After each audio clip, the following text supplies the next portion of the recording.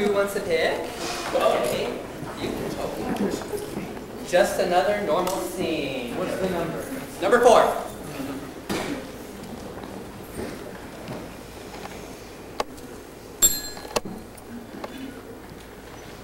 It was a normal day at the supermarket. I was standing in line waiting to pay for 4 packs of Pall Mall Reds and a bottle of Jack.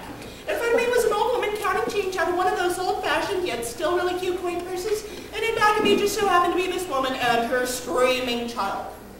I wanted to clear my throat for a minute, at which point I would hope to get her attention, at which point I would point at the 4 packs of Pall Malls and the bottle of Jack and hope that she got the point. If you don't get it by now, I wasn't in the mood to listen to some unruly child screaming at the top of their lungs about some candy bar that they didn't get. But before I had time to execute this so elaborate and wonderful plan, I heard from behind me a loud slap, followed by what sounds like an exasperated mother yelling, "Shut the fuck up!" I stood there for a moment. I was stunned. Everyone else in line, including the old woman, who I'm sure didn't hear most of this, turned to witness this outrageous conduct. Everyone else in line turned to look. This all took place within 4 seconds of the slap. The world stopped for 4 seconds, and the only thing that could go through my mind were the thousands of ways to tell the woman not to hit her child. Ever. I wanted to tell her in the most polite way possible that she probably shouldn't hit her kids at all, because the child may one day grow up and seriously fuck the woman up. Think about telling the woman in the most polite way possible that she shouldn't abuse her kids in public, and that's very rude. She should wait until she gets home and then really lay into them.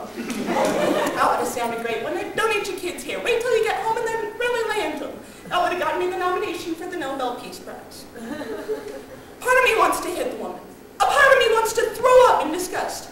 A part of me wants to scream until all the air is gone from my body. I want to tear my hair out to scream because of what this woman has just done. And then I think about the situation a little further. Now, the best way I can handle this is to silently forget it ever happened and just keep looking at my purchases. If I didn't see it, it didn't happen, right? So I do. I just stand there in very uncomfortable silence.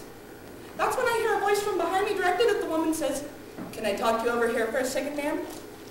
I turn to look now because more to curiosity is encroached upon my view. Standing there are what appears to be the manager of the store and a security guard. The security guard leads the woman into the empty check stand next to us and starts in. I'll never forget this. "Ma'am, hitting your kids is not only illegal, it's morally wrong. It doesn't matter if they deserve it or if it's for a really good reason.